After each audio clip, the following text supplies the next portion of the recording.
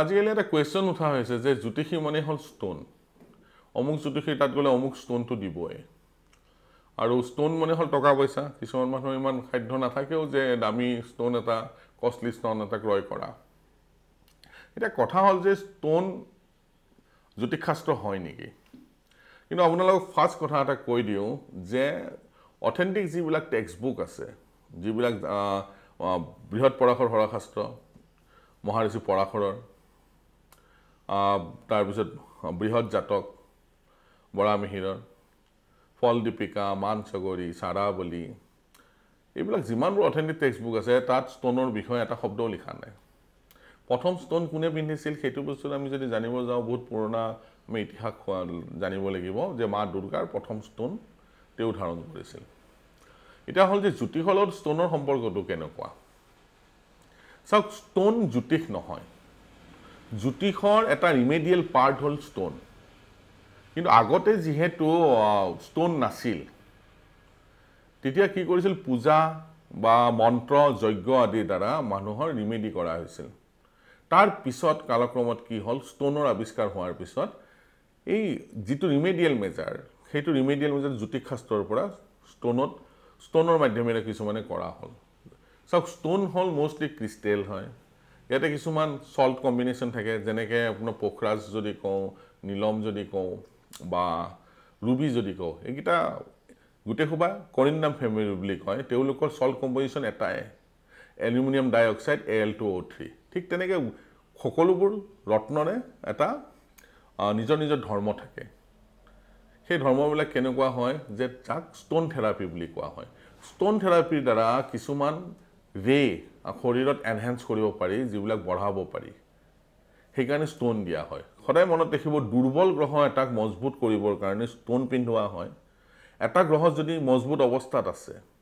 তাক যদি আকৌ ষ্ট'ন পিন্ধোৱা হয় কিন্তু সেইটো লগ্নৰ কাৰণে অকাৰক গ্ৰহ হয় তেনেহ'লে সি সদায় বেয়া ৰিজাল্ট কৰিব নিগেটিভ ৰিজাল্ট কৰিব কুণ্ডলী এখনৰ কাৰণে ভাল কাৰক প্লেনেট এটা হয় সেই গ্ৰহটো যদি দুৰ্বল অৱস্থাত আছে তেনেহ'লে ষ্ট'ন পিন্ধাব পৰা যায় কিন্তু অকাৰক প্লেনেটক যদি আপুনি ষ্ট'ন পিন্ধোৱা হয় তেনেহ'লে সদায় সি নিগেটিভিটি আনিব তাৰ কাৰণে সেই গ্ৰহটোক আমি নিউট্ৰেলাইজ কৰিব লাগিব তাক মন্ত্ৰৰ দ্বাৰা দানৰ দ্বাৰা সেই গ্ৰহটোক আমি নিউট্ৰেল কৰিব লাগিব সদায় মনত ৰাখিব ষ্ট'ন সদায় এনেকুৱা প্লেনেটক পিন্ধোৱা হয় যিটো লগ্ন কুণ্ডলীখনৰ কাৰণে কাৰক গ্ৰহ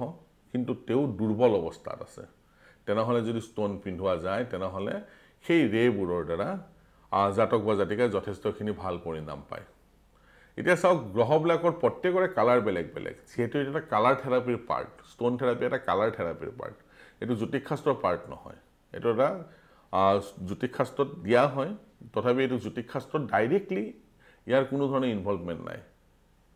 যিহেতু আগত জ্যোতিষত কোনো ধৰণৰ ষ্ট'ন নাছিলে আৰু এটা ষ্ট'নৰ বিষয়ে কোনো কথাও উল্লেখ নাছিল ইয়াক পিছত অহা আৰু ষ্ট'ন থেৰাপিৰ দ্বাৰা কিছুমান ৰিজাল্ট ভাল হোৱা দেখা পোৱা যায় এতিয়া কুৱেশ্যন হ'ল যে ধাতু যেতিয়া জেমষ্ট'ন এটা পিন্ধিম কোনটো ধাতুত পিন্ধিব লাগে এইটো এটা বহুত ডাঙৰ হেৰি চলি থাকে যে বুজাটো অসুবিধা হয় কোনটো ধাতু শ্বুট কৰিব কোনটো ষ্ট'নক চাওক যদি আমি শাস্ত্ৰ হিচাপে যদি যাওঁ প্ৰত্যেকটো গ্ৰহৰ যিটো নক্ষত্ৰত থাকিব সেই নক্ষত্ৰটোৰ 4টা চৰণ থাকিব ইয়াত প্ৰথম চৰণটো হ'ল প্ৰথম এটা নক্ষত্ৰৰ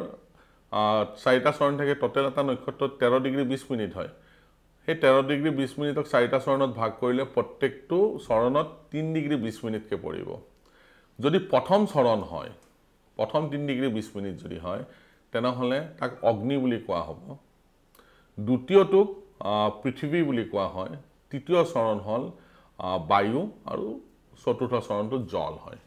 এতিয়া যেতিয়া জেমষ্ট'ন এটা পিন্ধিম আমি সদায় চাব লাগে যে নক্ষত্ৰৰ কোনটো চৰণত আছে যদি নক্ষত্ৰৰ প্ৰথম চৰণত যদি থাকে গ্ৰহটো যদি নক্ষত্ৰৰ প্ৰথম চৰণত থাকে সাপোজ বুধ দেৱতাৰ ৰত্ন পান্না প্ৰেছক্ৰাইব কৰিছে পান্না যদি পিন্ধিব লাগে কোনটো ধাতুত পিন্ধিম এটা ডাঙৰ কুৱেশ্যন আহে ইয়াক আমি চাব লাগিব যে তেওঁ নক্ষত্ৰৰ কোনটো চৰণত আছে যদি নক্ষত্ৰৰ প্ৰথম চৰণত থাকে অগ্নিত যদি থাকে তেনেহ'লে তাক গোল্ডত পিন্ধিব লাগিব সোণত পিন্ধিব লাগিব যদি পৃথিৱীত যদি থাকে তেনেহ'লে তামত পিন্ধিব লাগিব আৰু যদি বায়ু তত্ত্বত মানে থাৰ্ড স্বৰ্ণত যদি থাকে তেনেহ'লে তেওঁক মিক্স ধাতুত পিন্ধাব লাগিব অষ্ট ধাতু হওক পঞ্চধাতুত হওক সেই গ্ৰহটোৰ সেই ৰত্নটো পিন্ধাব লাগিব আৰু যদি জলীয় তত্ত্ব বা চতুৰ্থ স্বৰ্ণত থাকে তেনেহ'লে ৰূপত পিন্ধাব লাগিব ইয়াতে যিকোনো ষ্টনৰ ক্ষেত্ৰত এইটো এপ্লিকেবল হ'ব আনকি ৰবিৰ ৰত্ন বৃহস্পতিৰ ৰত্নও ইয়াতে এপ্লিকেবল হ'ব যদি বৃহস্পতিৰ ৰত্ন যদি কৰোবাৰ কুণ্ডলিত বৃহস্পতি যদি ফ'ৰ্থ স্বৰ্ণত থাকে বৃহস্পতি দেৱতাক সদায় ৰূপতে পিন্ধাব লাগিব যদি প্ৰথম স্বৰ্ণত থাকে সোণত পিন্ধাব লাগিব দ্বিতীয় স্বৰ্ণত থাকিলে তামত পিন্ধাব লাগিব তৃতীয় স্বৰ্ণত থাকিলে পঞ্চধাতু বা অষ্টধাতুত পিন্ধাব লাগিব মিক্স ধাতুত পিন্ধাব লাগিব এইবিলাকৰ এটা নিয়ম আছে এই নিয়মৰ মাজত যদি আপোনালোকে পিন্ধে বা গ্ৰহণ কৰে বা ধাৰণ কৰে তেনেহ'লে ইয়াৰ সুফল সদায় পাব সেইকাৰণে গ্ৰহ ৰত্নবোৰ পিন্ধাৰ আগতে আমি ভালকৈ ইয়াক অধ্যয়ন কৰি ল'ব লাগিব যে সেই ৰত্নটো নক্ষত্ৰটো কোনটো স্বৰ্ণত আছে আৰু যিটো স্বৰ্ণত থাকিব একৰ্ডিংলি আমি সেই ধাতুবোৰ ধাৰণ কৰিব লাগিব যে ৰবি ৰত্ন যে অকল সোণতে ধাৰণ কৰিব লাগিব বৃহস্পতি অকল সোণতে তেনেকুৱা ধৰণৰ কথা নহয় ৰবিৰ ৰুবি তামতো পিন্ধিব লগা হ'ব পাৰে পঞ্চধাতু বা অষ্টধাতুটো পিন্ধিব লগা হ'ব পাৰে বা জলীয় তত্ত্ব ৰূপতো পিন্ধিবলগীয়া হ'ব পাৰে সেইটো ডিচাইড কৰিব যে গ্ৰহটো নক্ষত্ৰটোৰ কোনটো স্বৰ্ণত আছে